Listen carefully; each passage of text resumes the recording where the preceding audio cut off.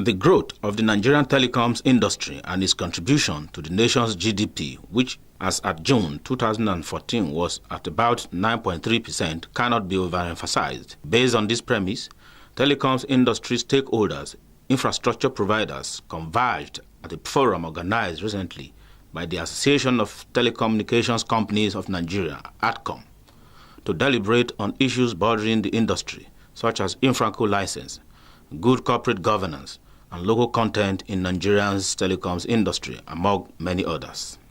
At the event tagged Telecoms Executives and Regulators Forum 2014, the president of the association, Engineer Larry Ajayi, has this to say. The forum is just a platform for the telecoms operators and the regulators to come together, interact, exchange ideas, exchange perspective on topical issues, get to understand each other, get to know the direction of the regulator, and for the regulator to have opportunity of getting feedback from the operators. In his keynote address, the chief panelist, the executive vice chairman, EVC of the Nigerian Communications Commission, NCC, Dr. Eugene Jua, took time out extensively to explain the knotty issues and what the Commission is doing to mitigate and tackle them.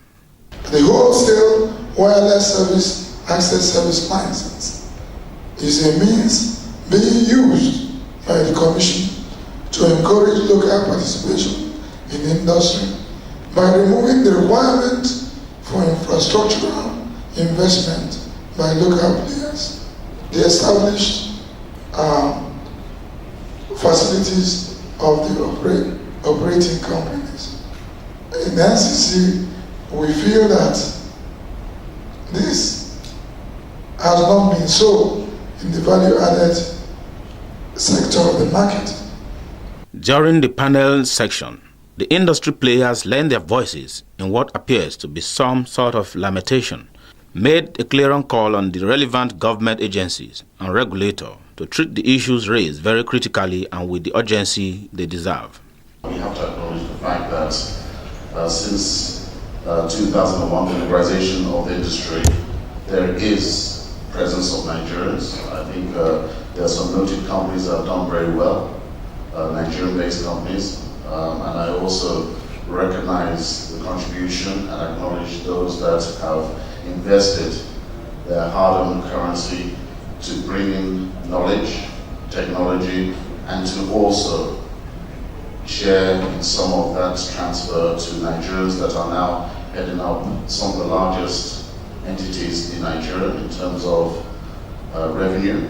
When we talk about local content, we tend to confuse it with sharing a little cake rather than baking a big cake or a much bigger cake. And I'll explain with some examples. If I tell you about Alibaba in China, probably know that this is probably the biggest company in the world with a valuation of 170 billion, bigger than China Mobile.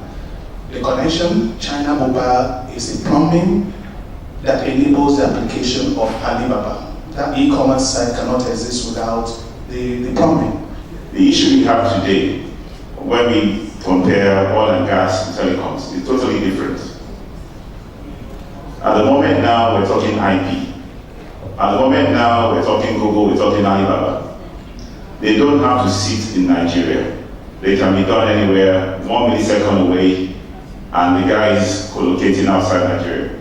While responding to some very germane questions regarding roles duplication and regulation by different agencies of the industry, such as NIDA and NCC, and multiple taxation by the different tiers of government, the EVC expatiated further.